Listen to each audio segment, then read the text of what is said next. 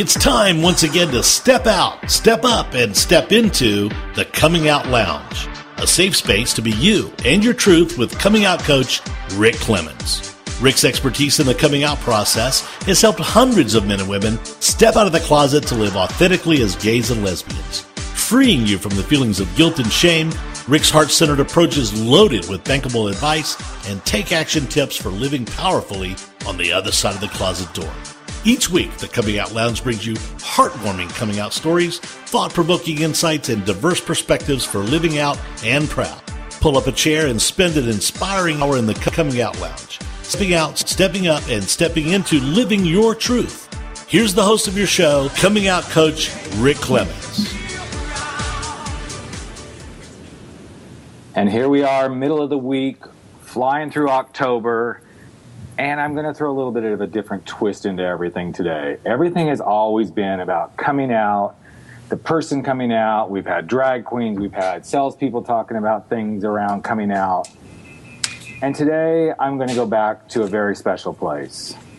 A place where, for me as a parent, I realized that no matter what I did, no matter how I lived, and no matter how I chose to step into being truly who I was, at the forefront were two very special young ladies in my life. As many of you have heard who've listened to the show on a regular basis, I came out of the closet to live my truth as a gay man when my oldest daughter was 5 years old and my youngest daughter was 18 months. My story is not uncommon, nor is it the norm, because children go through this each and every day. And as children go through it, the thing that seems to lack in so many ways is the resources and the support for children, whether you're 1 year old, 5 years old, 10, 20 years old, 30 years old, when your parent comes out of the closet.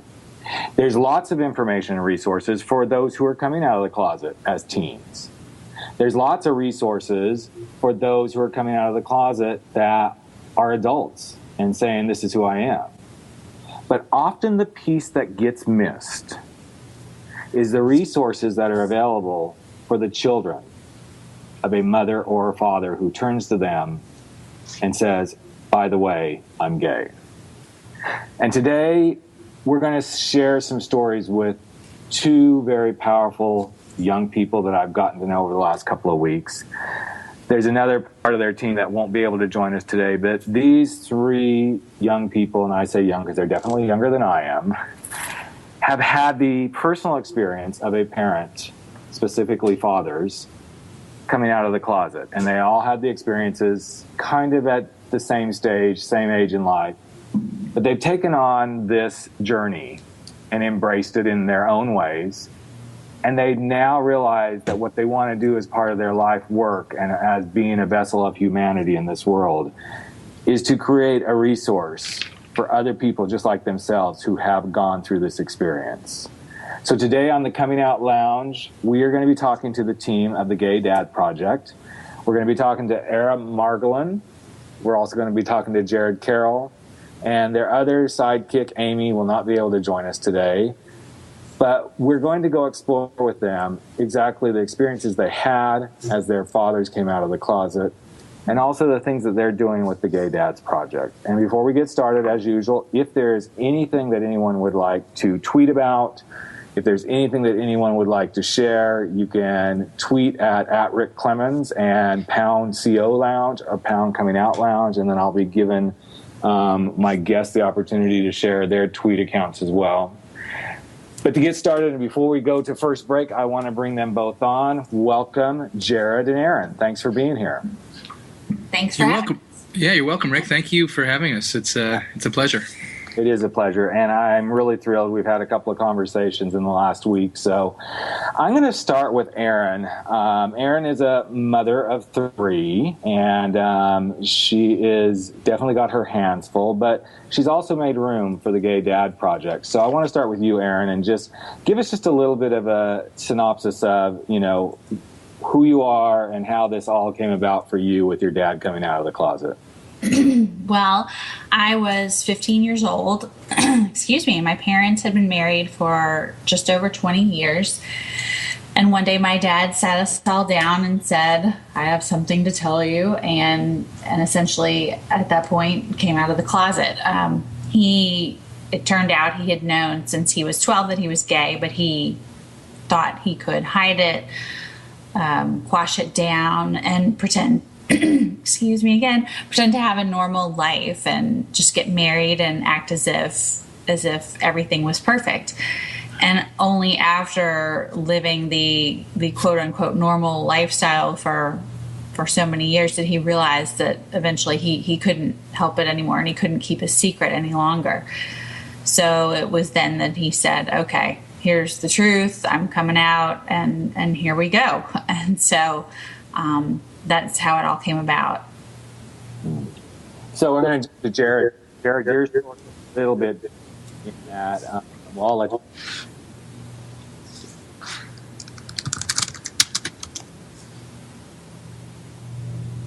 Okay, Jared, I think we lost you. But Oh, there you go. Yep. So let's go ahead and have you tell your story. Yeah, so mine's a little bit different than Aaron's and Amy's in that my parents divorced when I was about 18 months, and it wasn't because my dad had come out as gay. He came out as gay, at least to my mother, I think a year or two later. So, and I didn't even know. So I lived with my mom. I grew up in San Diego. My dad lived in San Diego till I was 5. Then he moved to LA till I was 11. Then he moved to San Francisco at that point. And it wasn't until I was just a year younger than Aaron. I was 14 when on a visit up to San Francisco, which I did, 4 or 5 times a year. He told me that he was gay. And of course, I'm sure similar to Aaron's reaction, it was kind of like, what? What do I do now? Because at that point it was 1988, and there wasn't, like you said in your opening, there were no resources for me. There were no resources for my mom as the straight spouse. There were no resources. I shouldn't say no. There were probably very few, and nothing that was really accessible, and including for my dad. How to tell your teenage son that you're gay, and so it was definitely a challenge for quite a while. I mean, the quote unquote easy part was that he lived in San Francisco in that world, and I lived in suburban San Diego in my world, and I had the choice, which I chose, to not tell anyone. So I just kept it a secret. I didn't tell anyone. I didn't even tell my mom that my dad had told me till I was 20 years old. So I was halfway through college and told a friend. So that's a little. Yeah. I love this parallel here because this is one of those pieces that I think a lot of people who are coming through the closet doors don't realize that the moment that they share this piece of themselves with their closest people in their lives, whether it be family or friends, they've actually, what I always say, taken their tribe, begin to pull them through the closet door, but they've also then given the person who's hearing this, so in your cases, the children, almost a position of, okay, now do they go in the closet? How do they go in the closet, or how do they not go in the closet? And in talking to both of you, I know this was a real challenge. So for Aaron, was this a feeling you had of, now I've got to kind of hide this, quote, dirty little secret in my own closet? Exactly. He came out of the closet and put us in. It was very hard, especially at the age of 15, going through puberty and teenage years and feeling like you can't tell anyone because they're going to make fun of you or call you gay, or because of a lot of kids' immaturity at that age, you just don't really know what reaction you're going to get. And so it really was a very stressful period. And I saw a therapist and eventually told my best friend, which was very hard for me to do. But it was almost a relief after that, because I had at least one person to talk to and she was wonderful about it, which probably set a precedent for me, and then made it easier then to tell the next person and the next person. But I did so, I did so carefully, but yeah, it was hard. I did feel a little stifled when that happened.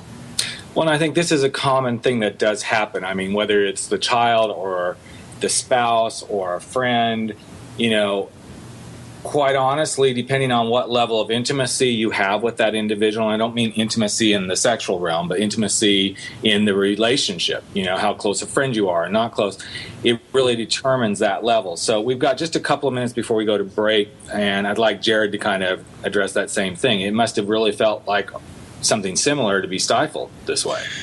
Yeah, I mean, really, I know now. I mean, I've known for years, especially having been a middle school teacher for 5 years, not too long ago.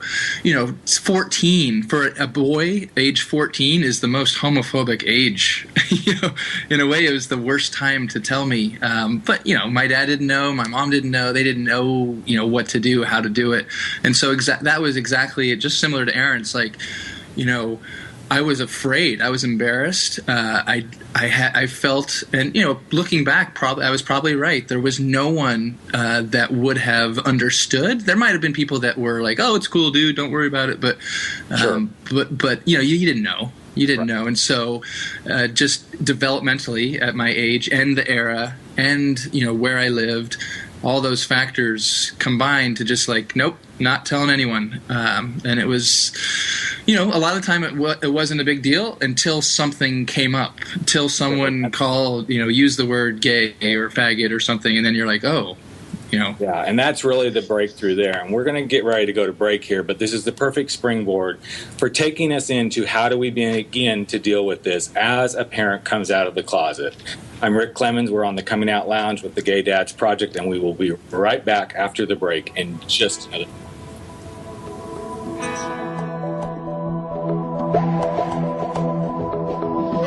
You've been listening to the Coming Out Lounge, a safe space to be you and your truth with coming out coach Rick Clemens. We'll be right back after these messages. I look into the window of my mind. Are you happy with your life? Satisfied with the direction you're taking? More importantly, are you content with the results you're seeing? Then Success Profiles Radio is the program for you. Join host Brian K. Wright as he talks to experts in many areas relating to life success, including expertise in leadership, business, relationships, careers, networking, health, overcoming adversity, and much more. Each week, we'll explore different aspects of success and how to apply them to your life. For more on Brian and the show, check out his website, briankwright.com. Each week is a dose of inspiration. So many people live their lives wanting more than they currently have.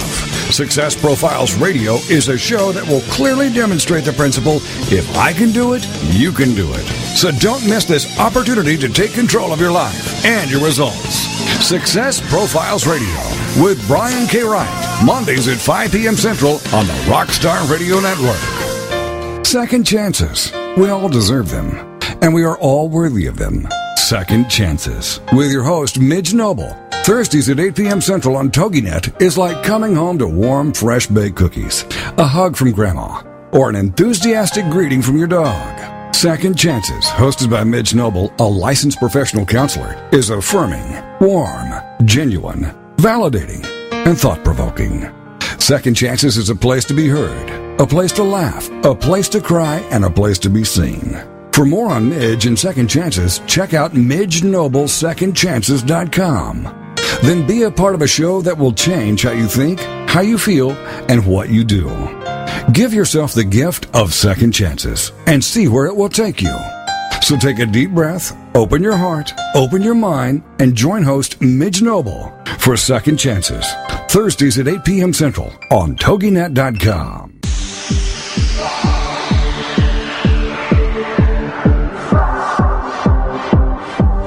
Welcome back to the Coming Out Lounge with your host, Rick Clemens. And we are back, and I'm talking with my two new friends, Aaron and Jared. They are part of the team of the Gay Dads Project. And just prior to the break, we were talking about the effect that the dad coming out of the closet had on putting them, so to speak, in their own closet, because you suddenly do face this space of, oh my goodness, my dad just told me something, and how do I want to be in this realm and in this world with this information I've just been shared? So I want to kind of go back to that a little bit, because both of you were in high school, and Aaron, you just shared that, you did confide in a good friend, and that really became your support system. And as you continued to progress through this journey and through high school, did anything significantly begin to change for you where you felt more comfortable opening up to others, or was this kind of something you chose to keep hidden until you got through high school and out of and into college? I think I kept it pretty quiet, mostly until I left for college. I had a small circle of friends that knew, and I assume that word made its way around, but I don't know for certain. And it really wasn't until college that I felt more comfortable, because it's kind of a fresh start, and I figured, hey, college kids, they'll be more mature, and they really were. And I met a lot of more liberal-minded people who were like, hey, what's the big deal about that? Right. And so that was nice. But I did have some rough years in therapy and on medication and antidepressants, and kind of just trying to process everything and feeling, such a mixture of emotions, everything, anger and depression and, just sadness, because not only are you dealing with the gay parent, but it's a divorce. It's a dissolution of the family at the same time. And so that made it doubly difficult, really, just right. Trying to juggle the two separate issues, but also dealing with them together. Yeah. So if anyone is actually listening, which we do have listeners that do listen live, I know a lot of people do listen to this through podcasts, but if you're listening live right now, you actually have a really beautiful opportunity to talk to some people who have not only come out of the closet, like me, and can share experiences. You've got two really powerful people on the line as well who have lived through this from the perspective of being a child of a gay parent. So, Jared, I kind of want to go that same route with you, but with a little bit different twist, because your scenario was similar, but you were living separately, with your mom and, in San Diego, and you and your dad were having this kind of long-distance relationship. So what was really at stake for you if you were to actually say something about your dad being gay? That's a good question. I don't know. Different than, obviously, like you said, than Aaron's, in that, let's say I did confide in a close friend or something that my dad was gay. I wouldn't have had to worry about when he or she came over to my house, there's my gay dad, and, those types of things. In a way, and I don't know this, and this isn't to diminish Aaron's version, but in a way, I wonder if that might have been easier, because part of the challenge was that my dad and I were never, we kind of got close towards, when I was in my mid-20s. He died in 2000, so it was kind of, I was 27. So by then I'd accepted it. A lot of my friends and people colleagues and stuff knew, but still we hadn't really had the traditional or conventional father-son relationship, and we were just getting to know each other then. And as father-son and as friends and as two people with similar interests and stuff, let alone the whole gay dad thing. So I don't know exactly. Like I said, in a way it might have been easier, but in a way it was easier not to have him there, because I didn't have, no one knew my dad. None of my friends knew my dad. They knew he lived in San Francisco. They knew I went up there several times a year, and, I told stories about the city, but it was never, I don't recall anyone ever asking, oh, does he have a girlfriend? Does he have that, nothing. It just never kind of, I could easily evade anything and not even have to talk about it. Sure. So you kind of brought up something interesting, and I'll let either one of you answer the question, just ask that if you decide to answer the question, you say this is Jared or this is Aaron. We're on a combined call here. But was there ever any pressure from anyone for you to not talk about this? This is Jared. I think the pressure came to not talk about it came from myself, to be honest. And I say that not to be hard on myself, but just, again, the lack of resources, the lack of understanding, the lack of people who were welcoming or, talking, like you, people, radio shows and all these resources, they just weren't there. So I put this pressure on myself thinking, I didn't know anyone. I wouldn't even know. I wouldn't have known who to even tell, or who. I didn't think any of my teachers or friends, parents, or any. I didn't. There was no one that I said, "Oh, I'll go talk to him or her," and they'll understand. And part of it was my immaturity, as just as a 14-year-old, 15, 16-year-old, just normal high school kid behavior anyway. Right. So I think. The pressure was really up from myself. Sure, it's very much an internalized pressure. And again, going back to that time frame, there weren't a lot of resources. And even today, yes, we have P-Flag, Parents, Family, and Friends of Lesbians and Gays that's out there. There are resources at gay and lesbian centers, but it is tough. And I did a little research, before we did the show, and having the work that I do, obviously I'm always looking for resources to help people.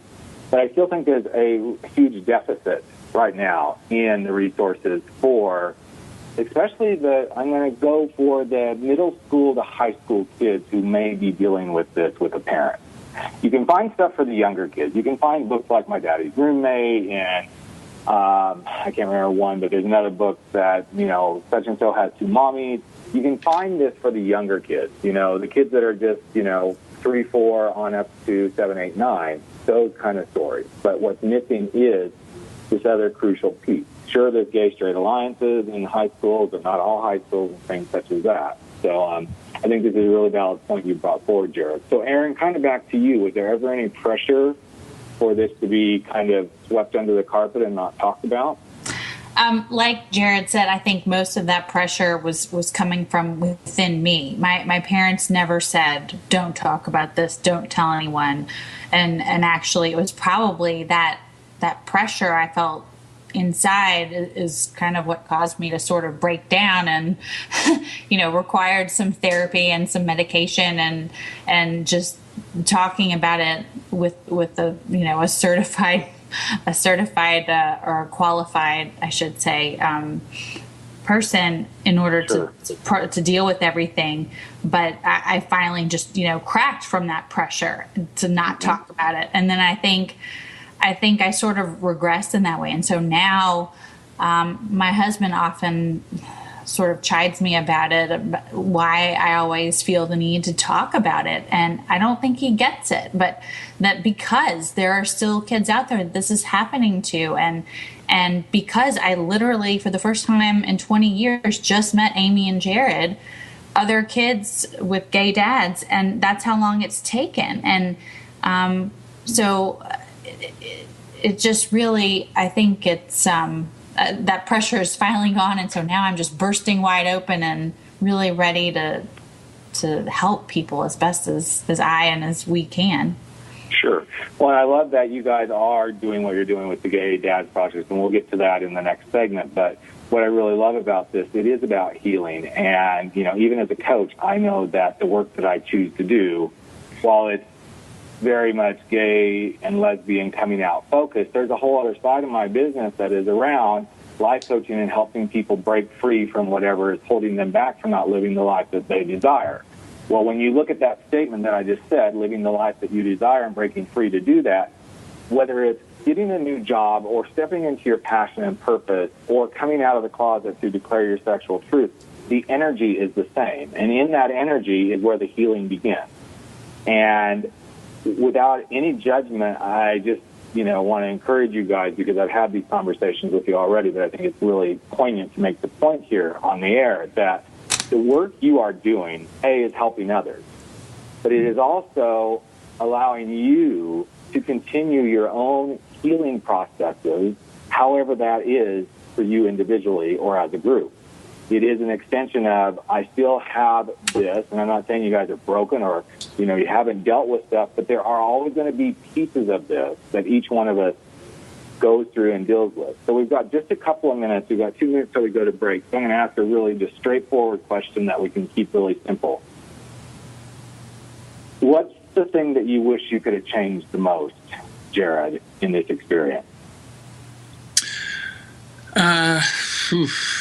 I wish that and I know it's in a way unrealistic given the era, I wish that I would have been told when I was 3, 4, 5, and just known from the beginning, and that my dad would have been fine with that my mom would have, had to have, she had to deal with it anyway, being the straight spouse whose husband came out as gay. But I think it would have just been, it still would have been challenging, I'm sure, growing up with a known gay dad, but I think at least I would have not been sprung on, when I was a freshman in high school and had to then, have my own insecurities anyway as a freshman. Right. So I think that would be what I would have liked to have seen different.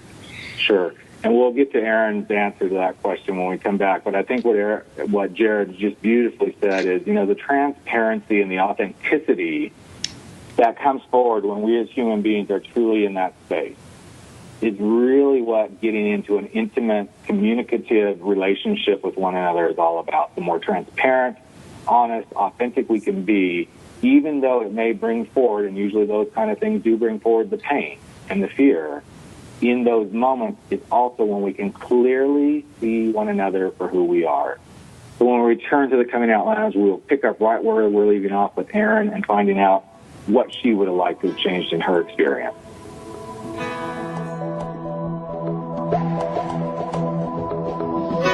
You've been listening to The Coming Out Lounge, a safe space to be you and your truth with coming out coach Rick Clemens. We'll be right back after these messages. I look into the window of my mind.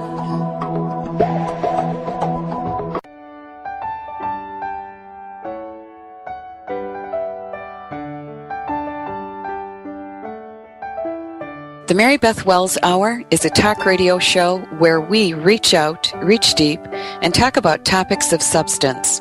We'll cover points of interest, such as World War II and the Holocaust, the Vietnam War, the planets and the oceans, skydiving, rock climbing, and much, much more. Join me every Monday at 9 a.m. Eastern Standard Time as we delve into and discuss fascinating subjects. It's a program to pique your interest for sure.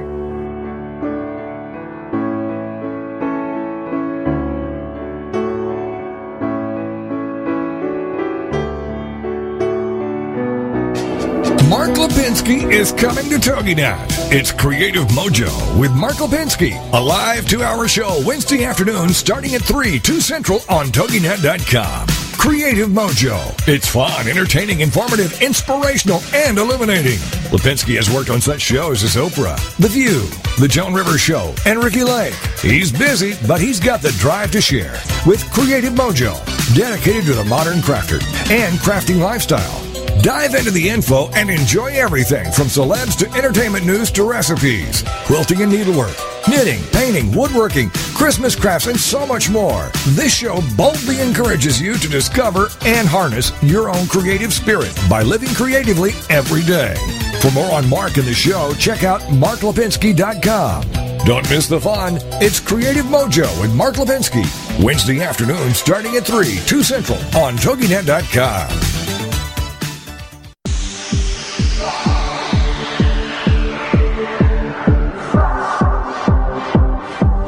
Welcome back to the Coming Out Lounge with your host, Rick Clemens.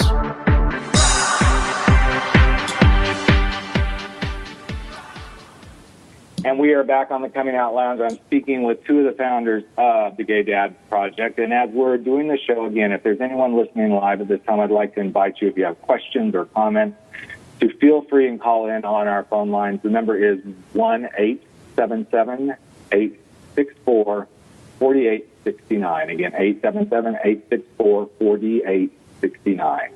So just prior to the break, I'd asked Jared the question of, if he could change anything about having gone through this experience with his father coming out of the closet, what would he like to have changed? And he was very forthright and honest that, I just wish my parents would have told me at a younger age, not that it may have been even any easier to know that you had a gay father at 3, 4, 5 versus at 14.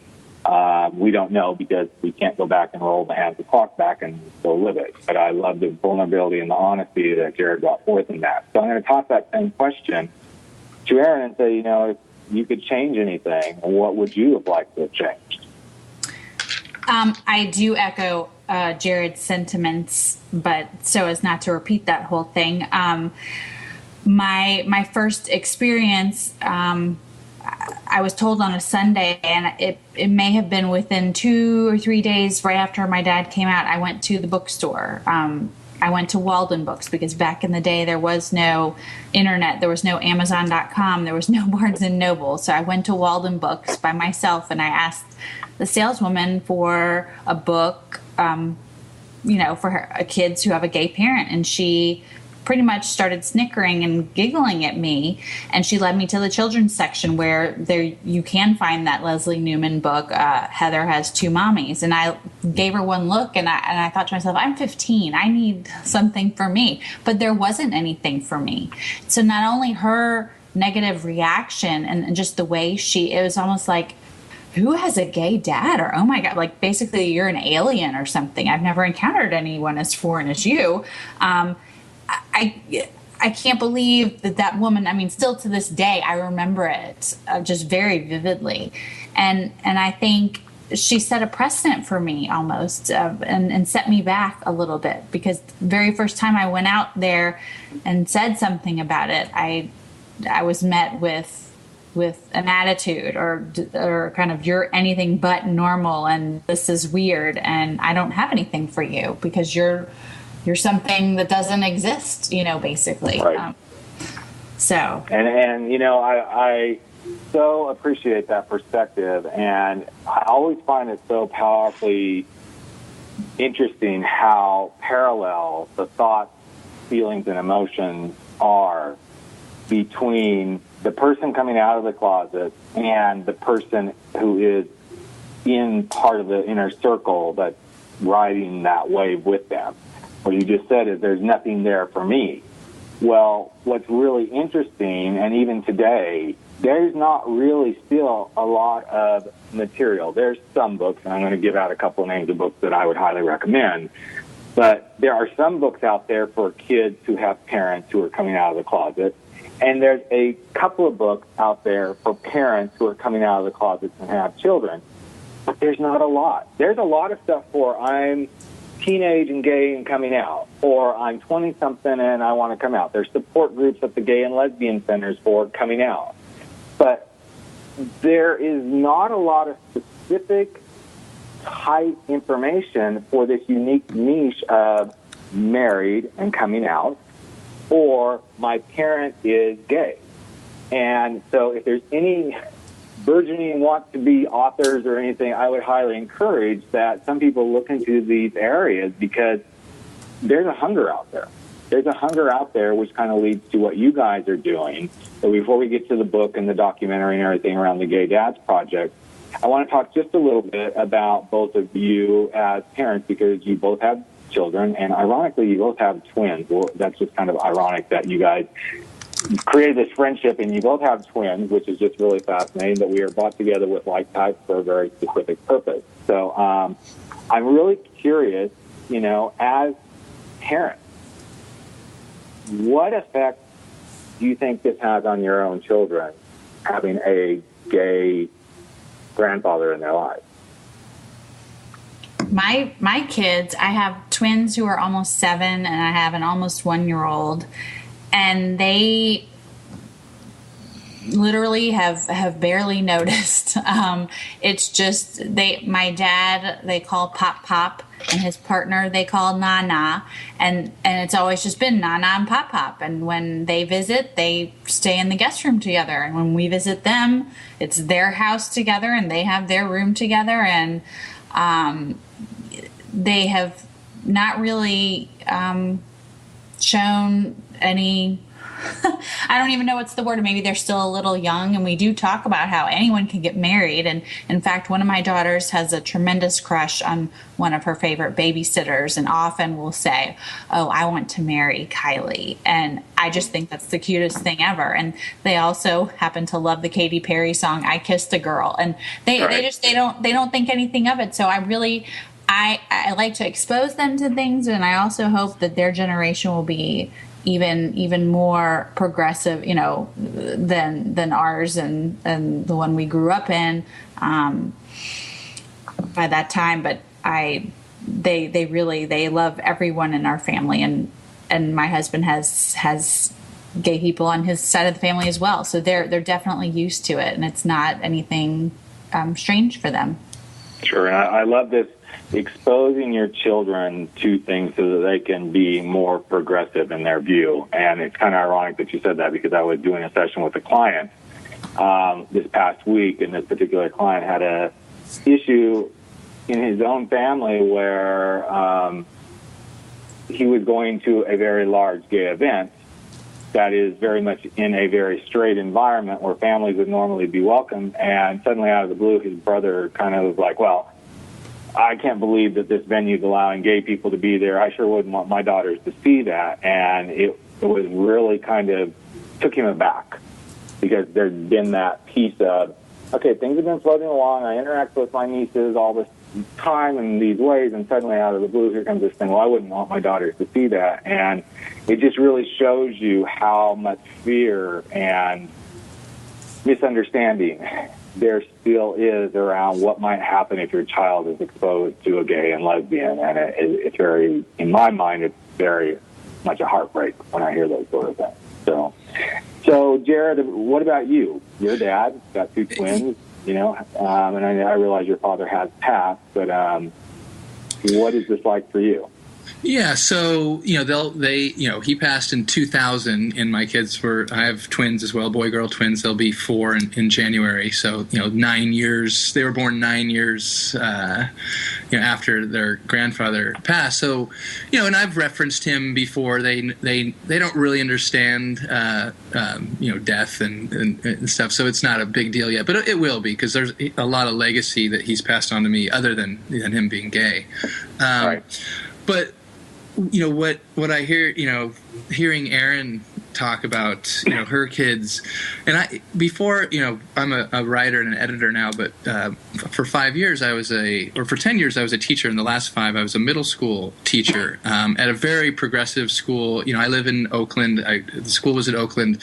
The Bay Area is, fortunately, one of the more progressive areas in the country, in the world, to for the gay community, and which is one of the reasons why I like living here, both for myself and for my kids. But the key, you brought up a good point, Rick. It's really about exposure and normalization at an early age, because kids, hearing Erin's, tell her stories about her kids, that makes so much sense to me. Just knowing kids from a teaching perspective and from a parenting perspective, that kids don't learn, it's a cliche, I know, but they don't learn hate and fear. Like they're taught that.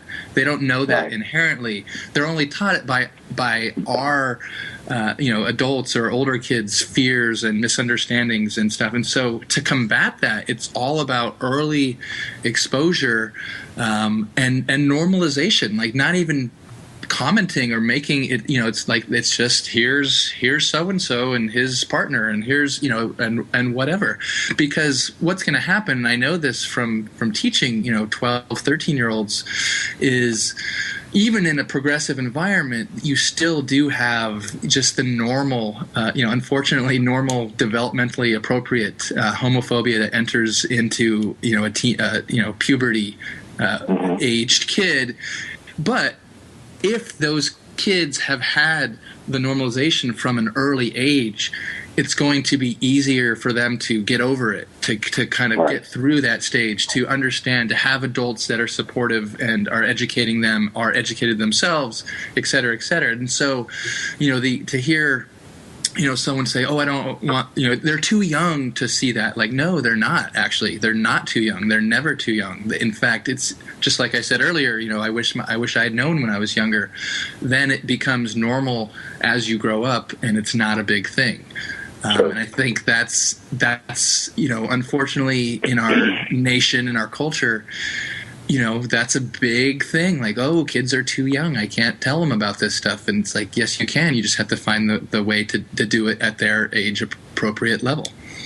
Well, I agree. And I think this is a really important space to we're going to be going off to break here, but it's a really important jumping off space to talk about, no matter whether it's gay, lesbian, or, smoking or drinking or drugs or any of these things that we know are, quote, learned, and I'm not insinuating before anybody goes there that homosexuality is a learned behavior, but these are the things that you expose your children to at an age-appropriate level that they can understand.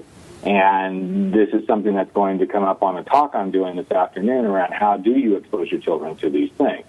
I think what's so beautiful about what you guys are doing as a team on the Gay Dad Project is you are developing that resource that hits right in that center area of the middle school, the high school years.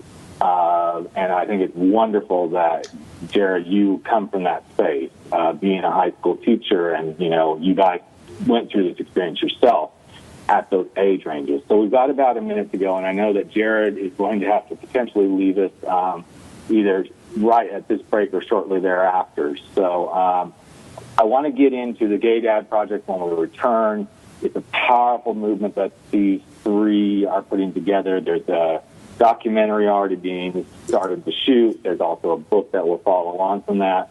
So please come back from the break when we come back and hear the beautiful story that this great team of young people is putting together to honor their experiences as children of gay dads. We will be right back after this break, and we'll be talking more with the Gay Dad Project team.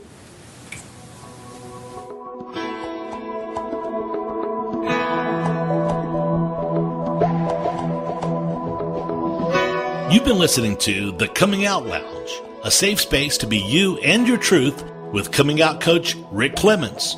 We'll be right back after these messages. I look into the window of my mind. Get ready to live La Bella Vita with Dawn Catherine on TogiNet.com. Live La Bella Vita. If you're wanting to know all the beauty tricks of the trade and the latest fashion trends before everyone else, this is your show. If you admire celebrities' beauty and their fashion sense, this is your show. Do you love wine and want to know more about the process it takes to make wine from the vine to the bottle? This is your show. Live La Bella Vita.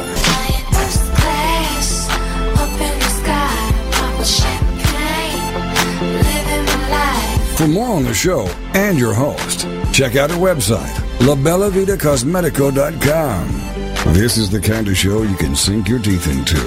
If you enjoy traveling and food and family, all with an Italian flair, then you can live La Bella Vita with your host, Dawn Catherine. Wednesday nights at midnight, 11 p.m. Central, on TogiNet.com. Tune in to the Travel Chick Show with Bonnie Kitohata, Mondays at 4 p.m. Pacific here on the Rockstar Radio Network. Bonnie will share with you an hour of travel ideas, experiences, adventures, and tips from her guests. Topics range from local day trips to international excursions, from organized professional vacations to spur-of-the-moment getaways. For fun or business, groups or solo, by bus, car, plane, train, boat, bike, hike, or horse. You'll also hear about travel-related subjects like cultures, travel photography, keepsakes, and more. Whether you love to travel yourself or you enjoy seeing the world vicariously through others, join us and enjoy travel stories from around the U.S. and around the world. For more information on The Travel Chick Show, check out Bonnie's website, thetravelchick.com. Then join us for the show, The Travel Chick Show, live Mondays at 4 p.m. Pacific Time, with your host, Bonnie Kitohata, here on the Rockstar Radio Network.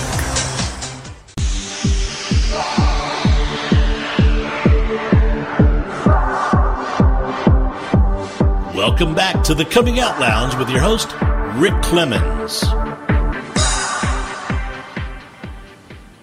And we're back in our final segment for this week's show on the Coming Out Lounge. I have been talking with Jared and Aaron from the Gay Dad Project, and they've been sharing their stories of growing up as children of gay men. And first of all, I just want to say they have done a beautiful job of sharing, being vulnerable, exposing their lives and their stories on the show. But in this final segment, I really want to give them the platform to really talk about the Gay Dad Project and what it's all about. So I'm simply going to turn it over to you, Jared, and you kind of share how it started, why you're doing it, and I know you've got to leave in about 5 minutes, so I'll let you take the floor first.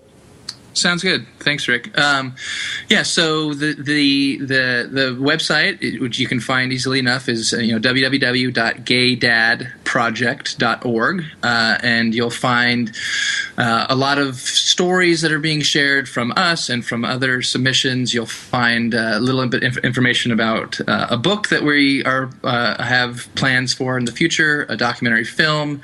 We're actually in the process of redesigning the website a little bit to be a little more inclusive with some of the other stuff we're doing. We were talking about this just yesterday, the three of us. And it's like, wow, we've only been doing this for 2 months. Kind of officially, launched the website in early August. So we're really excited by the steam that we're picking up and the attention we're getting, and the stories we're receiving as well. So it started actually last October. I had written on my, so about a year ago almost, or a little over a year ago, I had written a piece on my blog, Lick the Fridge, which is my personal blog, and about it was called Mr. Johnson, You Have AIDS, and it was basically the story of how when I was a kid, my best friend and I, we were big stand-up comedian fans, and one of our favorite shows was Eddie Murphy, Delirious, and he had a bit that maybe if you're my age, or you might remember, where he kind of this is 1983, 84, somewhere early 80s, and he was essentially kind of doing a comedic bit about AIDS, and so we loved that. We would do our Eddie Murphy impression to a T, and we thought it was so funny.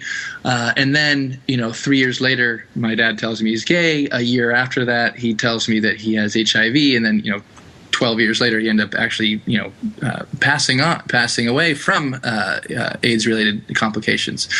So anyway, I wrote that piece. It was the first time I'd really written something that was, really that personal about my dad. And Aaron happened to find it. We had both been writing for a group blog together. We learned that we both have twins, and there are all these commonalities. So we kind of struck up this thing. We said, we should write a book, and it was kind of all just like, oh yeah, great, but nothing really came of it. Simultaneously, I was working with with Amy. Amy and I were working together. She was a freelancer, and then in December, she came on, and we worked very closely together for about 6 months. And I don't even remember how it came. She just said, I heard your dad's gay. My dad's gay too. I'm like, oh, well, I know this girl, Erin, her dad's gay. And then, it was very, it's like, oh my God, like Erin said earlier, like, wow, there are other people that have this. And so this was back in the beginning of this calendar year, maybe January, Sure. February. And so it kind of evolved from there. And then finally this summer, we got our heads together and we really decided what we wanted to do, which is, it's multifaceted. And I think, one aspect is sharing our stories, and as a continuing, I don't know what the word, catharsis or release, and but also, like we've talked about on this show, education, really, helping people understand the history of the gay rights movement, of what it really means to be a gay parent, to be a gay kid, to be a straight spouse, and how can we help people understand that, hey, it's okay, and there are resources, and we're one of them. And then I think the other thing is just that, to be a resource, Absolutely. to hear other people's stories. Hey, here's a safe space for you to tell your story. Are you a teenage kid who's just found out his dad is gay, his mom is gay? Are you the parent that just told your kids? Are you the straight spouse? Or are you the cousin? Are you the grandma?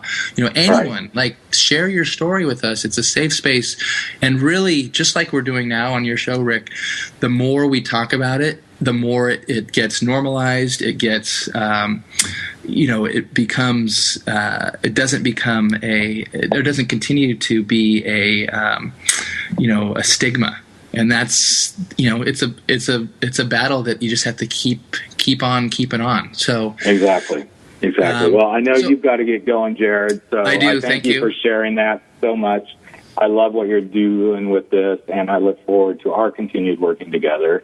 And so at this point, we're going to say adieu to you and allow Erin to come in and give her perspective and kind of finish out the show with me. So thanks again, buddy, for being on the show.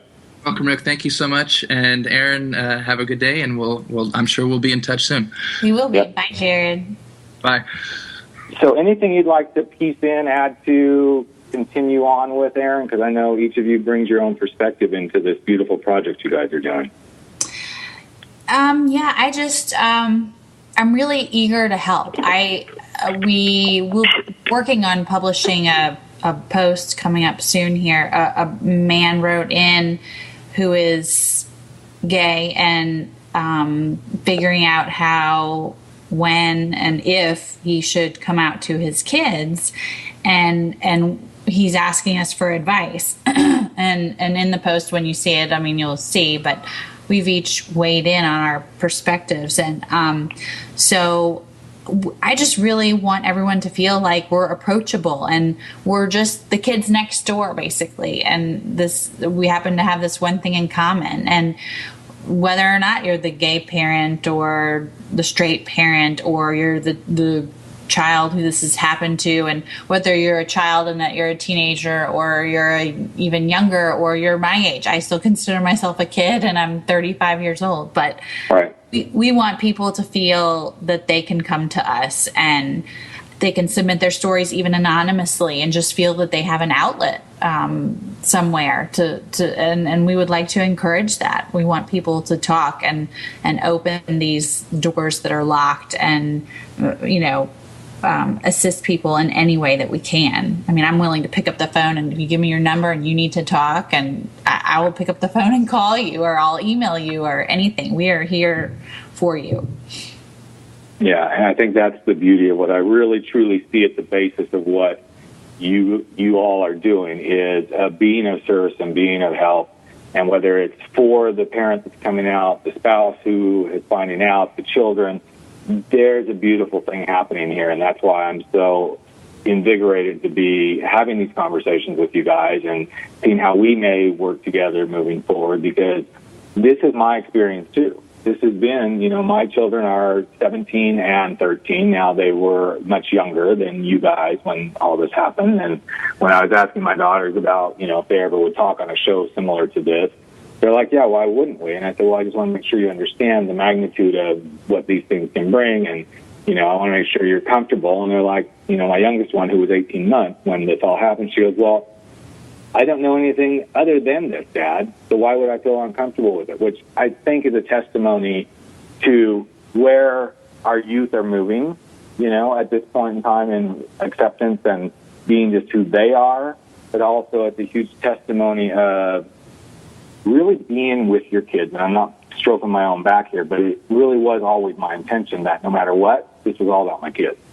My kids were the most important thing to me throughout this entire piece. So I'm going to throw a surprise at you that I was hoping I'd do this when Jared was here, but I'm going to let the listeners know that the first 2 people who contact me, who have loved the story that we have just shared with you throughout the last hour, I will buy you one of the Gay Dad Project T-shirts that are available on their website. So whether you're the child of someone who is gay, you can get one that says, I'm not gay, but my dad is, or whether you're the parent of someone who does have a child and you'd like one of the T-shirts that says, I'm not straight, but my child is, I will pay for your T-shirt orders. And to do that, you just need to email me at rick@becomingOutcoach.com. and I will take care of covering the cost on that. So we've got about 3 minutes to go here, Aaron. Is there anything that you feel like, we only had a really short hour here, but is there anything that you would really like to share with the audience that kind of wraps up everything and puts it in a somewhat nice little bundle that either help or encourage someone who may be going through this on either side of the fence? If you're out there and you're listening, just know that you're not alone, that there are resources, and you may feel alone, you may not want to talk about it, but you are definitely not the only one going through this. And don't be afraid to confide in a friend or a therapist, or, in my case, it was kind of strange because I have 2 younger brothers, yet we didn't confide in each other about this. And maybe that would or wouldn't have helped us, all 3 of us. I don't know. We were at such different ages and stages, and I think we felt a little uncomfortable and awkward about it. But, tell a best friend, or talk to a teacher that you feel close to, or a professor in college, or, write a blog, write a letter to someone. There's ways to connect, and there's some books out now, but there's got to be some way that you can have an outlet. And absolutely, yeah. And I'm glad you just said that about the books, because here's a couple of books I want to share with whoever's listening. There's one by Ellen DeGeneres and Robert Bernstein and Robert McNeil called "Straight Parents, Gay Children Keeping Families Together." There's another one, Families Like Mine, Children of Gay Parents Tell It Like It Is. Another one, How It Feels to Have a Gay or Lesbian Parent, a book by kids for kids of all ages by Judith E. Snow. And soon to be a book by the Gay Dad Project. So there's resources. Go to your local gay and lesbian center. And we've got 1 minute left to go. So I want to say, Aaron, thank you so much also for being here and being a shining light of hope and inspiration to those who've been listening and will listen in the future. And again, the website is thegaydadproject.org. Yes. And thank you so much, Aaron, for being on the show. We've got 30 seconds, so I just want to say thank you very much. Well, and thank you, Rick, for having us, and thank you all out there who are listening or who will be listening, and we appreciate your support. Absolutely. And everyone have a beautiful week, and don't forget to step out, step up, and step into living your powerful truth, gay or straight, each and every moment of your life.